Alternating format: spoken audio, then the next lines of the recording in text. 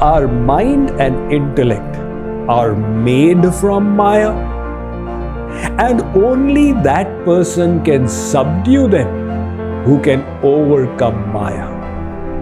Now, Maya is the energy of God. If anyone conquers Maya, it means he has conquered God. Can anybody defeat God? No. In the same way, nobody can defeat Maya either. What then is the way to overcome Maya? Let's try and understand that one thing.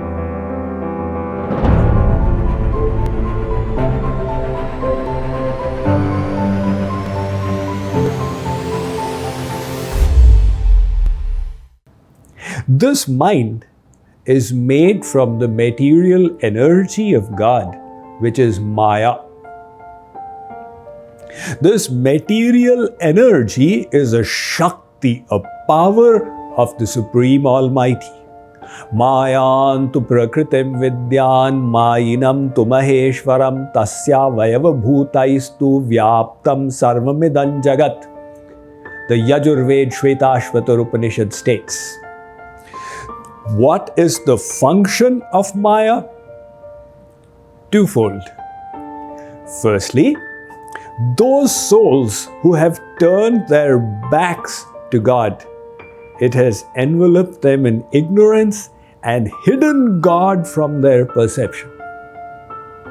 And its second function is to torment these Maya-dhin, materially conditioned souls, with the threefold afflictions, to make them realize that they cannot be truly happy until they align their will with that of the Supreme.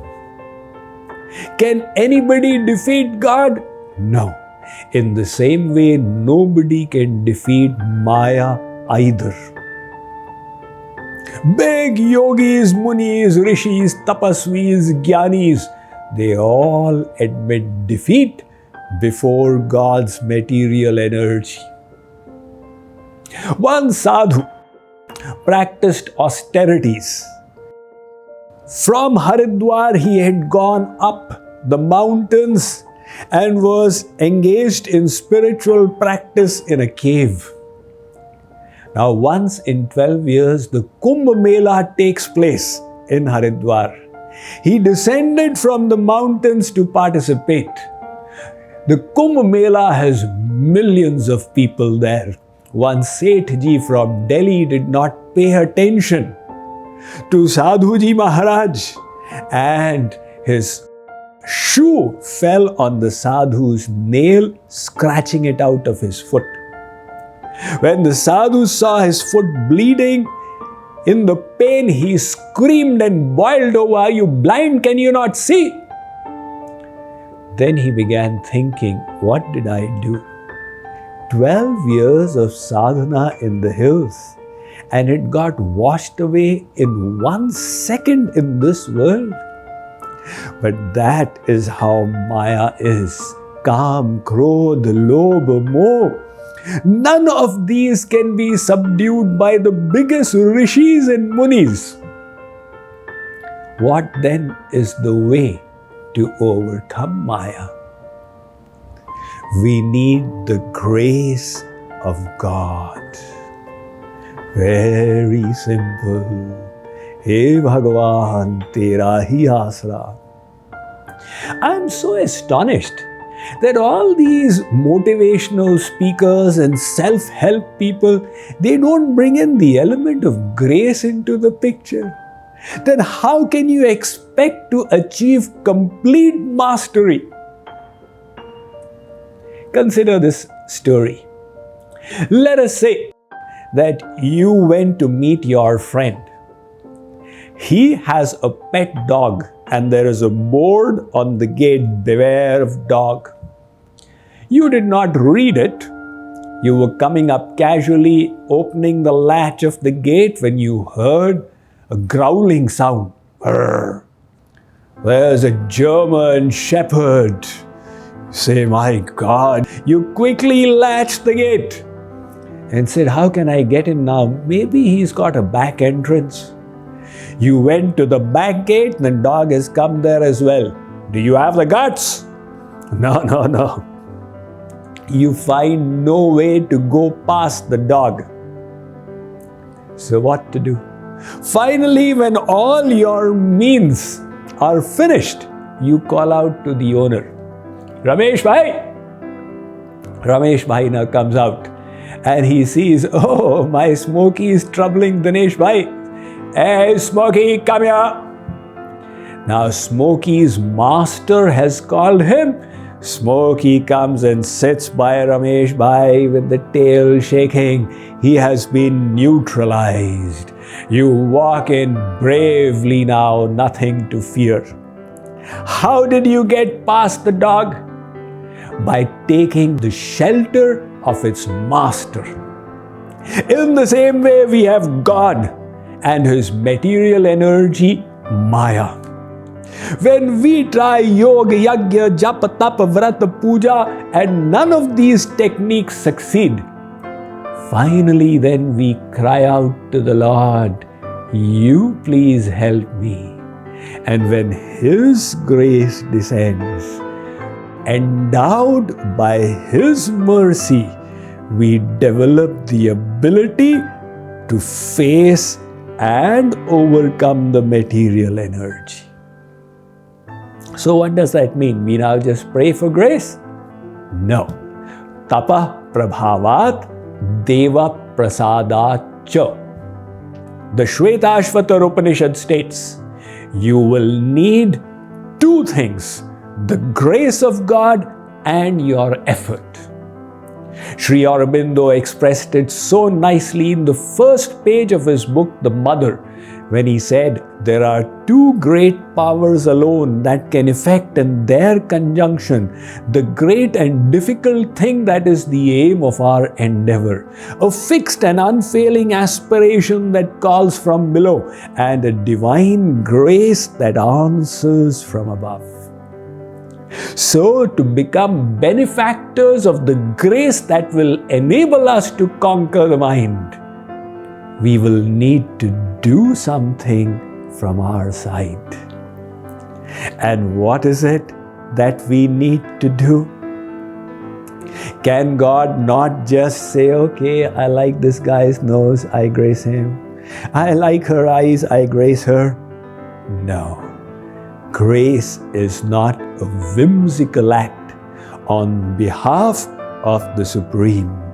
He is perfectly rational, just and fair, and the grace is bestowed on logical conditions. Since this knowledge is so important, for your ready reference, I have put it down in this recently published book, The Science of Mind Management. In it, you will find a rich treasure chest of tools and techniques distilled from the Vedas with which to master your mind. Consider another example. One father had two sons. He instructed both of them, look, we have our paddy fields and it's time to cultivate. Go and work hard. Now, one of the sons sweated it out in the field and toiled from morning till night. When he came back, he was all exhausted. The father said, my child, well done. Here is 1,000 rupees. Go and do what you want. The second son did nothing. He kept lying on the bed, drinking, smoking, abusing his father. In the night, if the father says, well, my son was bad, but I am a good father. Never mind if he was not obedient, let me grace him in any case. And the father gives 1,000 rupees to the second son as well. Do you know what will happen? The first son's faith will snap. Is this the reward policy of my father? I worked hard all day and I got 1,000 rupees. My brother did nothing. He got the same. If my father has no respect for commitment, dedication, hard work and toil, then what is the purpose of it? I will also lie down, smoke, drink. I will get the 1,000 rupees in any case. Similarly, God says, look, if I grace you without your fulfilling the condition of the grace, then all the saints will complain, Maharaj, what happened? We toiled and performed spiritual practices for lifetimes, and you gave your grace in free fund upon the soul. Then what was the purpose of our efforts? So God says, if you wish to receive that special mercy, you need to understand the condition for it and fulfill that condition. So what is the condition? The Vedas state, Yom Brahmanam Vidadhati Purvam Yo Vai Vedanscha Prahinoti Tasmai Tagvamha Devamatma Buddhi Prakasham Mumukshurvai Sharanamaham Prapadye. The Shvetashvatar Upanishad is saying that Supreme Lord who revealed the knowledge of the Vedas in the heart of the firstborn Brahma and who is the subject of study of Vedanta, I am surrendering my intellect to him. May he illuminate with his divine grace. So what then is the condition for grace? Surrender or sharanagati. Come to the Srimad Bhagavatam. Mamekamev sharanam sarvadehinam yahi sarvatma bhavena yayasyahya kuto bhaya. Arjun, Lord Krishna states, you first of all submit yourself to the Supreme Almighty, and then you shall become a recipient of that divine mercy. If this surrender is such an important thing, we need to understand what it is. Some people think to wear a kanthi mala is surrender, or to wear a particular color of clothes, or to go to some particular holy place. Absolutely not. What is this surrender? There is one correct sharanagati and one incorrect sharanagati. Let's understand the incorrect sharanagati. Just to say with your mouth, Sri Krishna Sharanam Mama, and do nothing about it. Some people's theory is, do whatever you want during the day. At night when you are about to sleep, just say Rama Arpanamastu, Sarvam Sri Krishna Arpanamastu, and go to sleep. And put a sticker in your shop, Sri Krishna Sharanam Mama. When the Yamdoots come, I'll show them the sticker. See, I am Sharanagat. That will not work. One householder was inspired for spiritual life, and he went in search of a guru to a holy place. There in an ashram, he met a guru and requested to become his disciple.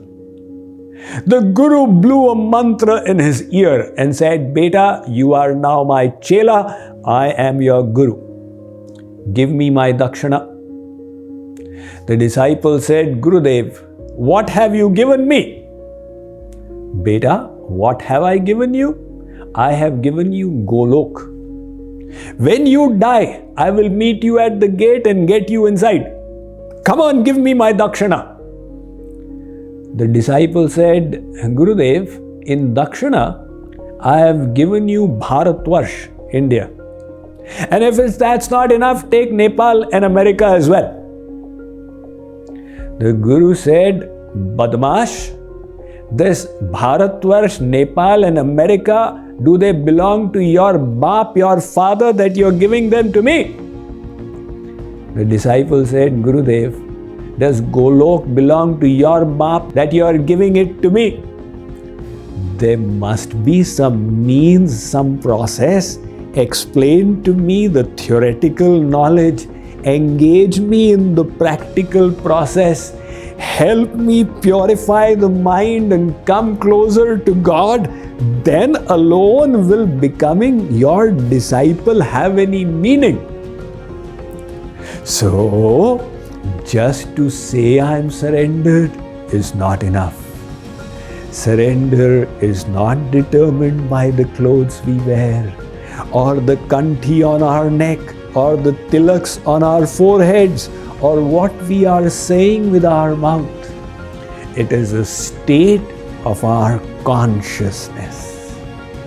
And we will discuss how to achieve the surrendered state as a part of the mind management science that we are striving to master.